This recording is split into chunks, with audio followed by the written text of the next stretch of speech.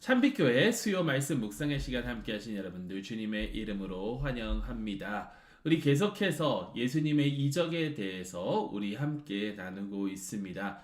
예수님께서 행하신 이적을 통하여 우리가 얻을 수 있는 교훈은 과연 무엇인지, 우리에게 하나님께서 가르쳐 주시고자 하시는 그 내용은 무엇인지, 그리고 이 말씀을 통해서 어떻게 하면 주님과 더욱더 가까이 지내고 또 더 친밀한 관계 속에서 우리 신앙생활을 하면서 나아갈 수 있을런지 우리 함께 나누고 있습니다. 오늘은 그 다섯 번째 시간 10명의 나병 환자를 고치신 예수님에 대해서 우리 함께 좀 묵상해 보려고 하는데요. 여러분, 나병 혹은 옛날 성경에는 문둥병이라고도 하기도 하고 한센병이라고 하는 그 말도 있죠. 굉장히 그 중요한 위치를 차지하고 있는 그 병 중에 하나입니다. 성경에는 약 40번 이상 등장하는 그러한 병인데요. 이 병이 과연 의미하는 것이 무엇인가? 여러분, 나병, 이 문둥병이라는 것은 박테리아가 우리 몸속에 들어와서 우리 피부를 썩게 하는 그러한 질병입니다. 이 피부의 질병임과 동시에 불치병입니다. 치유할 수 있는 방법이 없습니다. 그래서 성경에는 이 문둥병이, 이 나병이 굉장히 큰 질병 중 하나로 여기게 되는데, 특히 구약에 보면 우리가 사람들이 하나님 전에 나아가기 전에 몸을 깨끗해야 되는 정결 예식이 있죠. 그 정하다, 부정하다라는 것을 나눌 때에 사람들을 부정하게 만드는 그러한 질병들이 있습니다. 그 가운데 두 번째로 심각했던 그러한 병이 바로 이 나병이었습니다. 첫 번째는 죽은 사람을 만지는 것이었고, 그러니까 죽음 다음으로 어떻게 보면 가장 심각한 그런 문제를 가지고 있는 것이 이 나병이었다라는 거예요. 여러분, 나병에 대한 생각을 해보면 여러 그런 사람들을 우리가 떠오를 수 있죠. 미리암 같은 경우, 또 나만 장군 같은 사람, 그리고 이제 나중에 신약에 와서는 예수님께서 고쳐 주시는 그 장면들이 여러 번 이제 등장하게 되는데, 자, 이것이 불치병이기 때문에 사람들은 이 나병을 어떻게 생각을 했냐면, 이것은 하나님의 저주다. 이것은 죄에 대한 심판이다. 그리고 이것은 우리가 죄에 대한 그 죄책감을 가지고 있는데 그것에 대한 물리적인 모습이다라고 이렇게 사람들이 여겼다라는 겁니다. 그리고 사회로부터는 완전히 격리된 삶을 살아야 됐습니다. 사랑하는 가족들과 함께하지 못했고요. 또 그 동네 안으로 들어가지 못하고 저 밖에 서서 사람들이 지나갈 때마다 여기 나병 환자가 있습니다. 나병 환자가 있습니다라고 외치면서 스스로 어떻게 보면 아주 초라한 그러한 삶을 살아가야 하는 것이 바로 이 나병 환자였죠. 자, 그런데 예수님께서는 나병 환자들을 치유하셨습니다. 한 번이 아니라 몇 번에 걸쳐서 치유를 하셨는데요. 이것이 어떻게 보면 예수님께서 하시는 그 사역을 보여주고 있다라는 거죠. 왜냐하면 이것이 하나님의 그 심판이라고 생각을 한다면, 하나님의 저주 혹은 우리의 죄에 대한 심판이라고 생각을 한다면, 그것을 예수님께서 깨끗하게 치유해 주셨다면 예수님은 우리로 하여금 하나님의 저주, 하나님의 심판으로부터 자유케 하시는 그러한 분이시라는 거예요. 육체적인 이 질병이 보여주는 그 영적인 그 모습, 우리의 죄로 인해서 하나님으로부터 멀어졌고 이 세상으로부터 단절돼야 되고 하나님의 그 나라로부터 떨어졌어야만 하는 그 믿음의 공동체 안에 들어오지 못하는 우리를 예수님께서는 용서하시고 치유해 주셨다라는 겁니다. 이게 하나님의 은혜예요.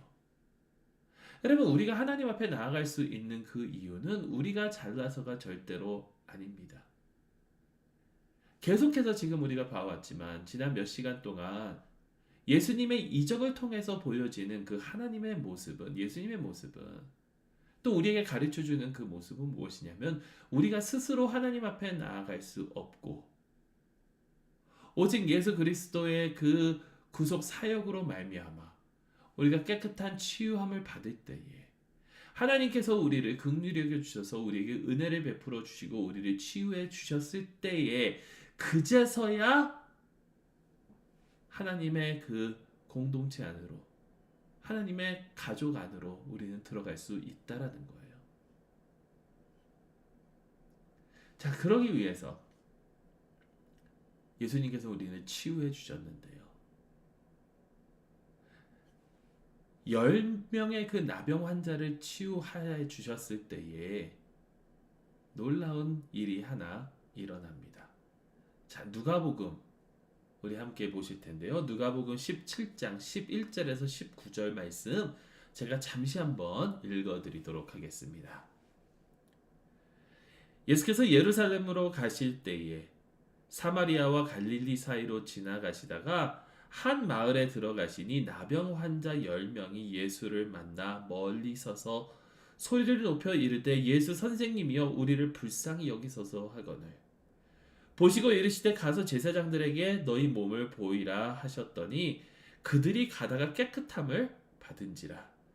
그 중에 한 사람이 자기가 나은 것을 보고 큰 소리로 하나님께 영광을 돌리며 돌아와 예수의 발 아래에 엎드려 감사하니 그는 사마리아 사람이라. 예수께서 대답하여 이르시되 10사람이 다 깨끗함을 받지 아니하였느냐?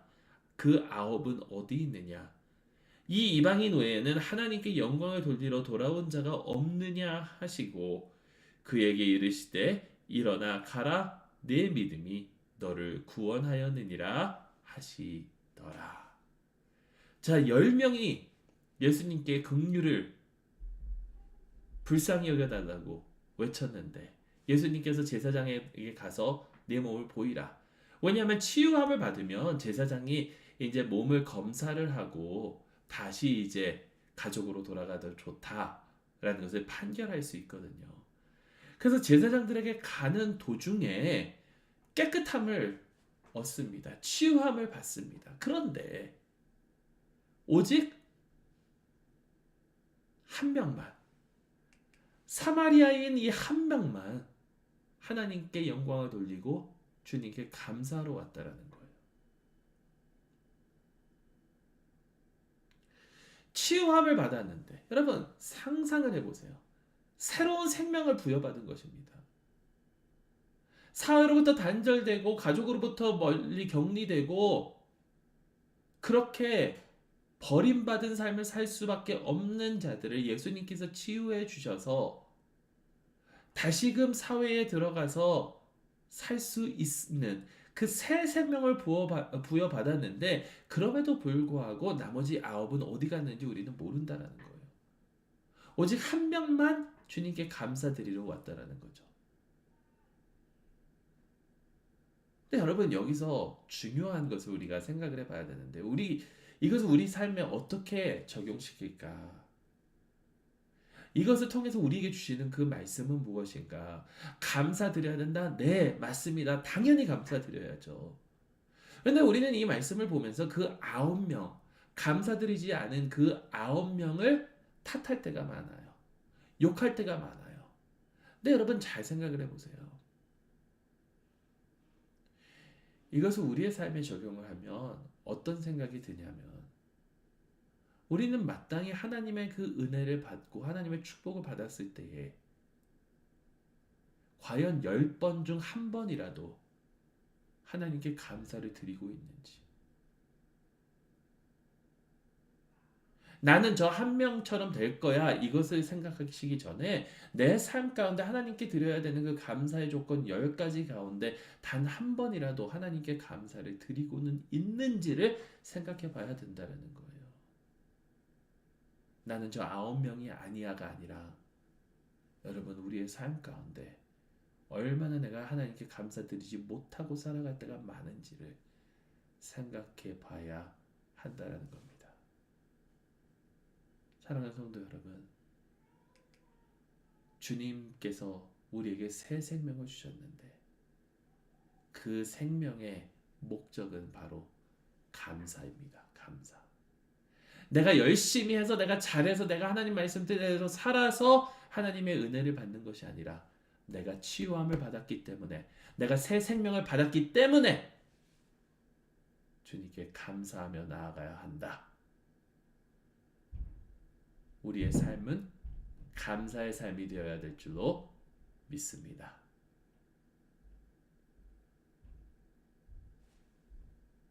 열 번 중 한 번이 아니라 10번 다 감사드릴 수 있는 저 여러분들이 될 수 있기를 우리 주 예수 그리스도의 이름으로 축원합니다.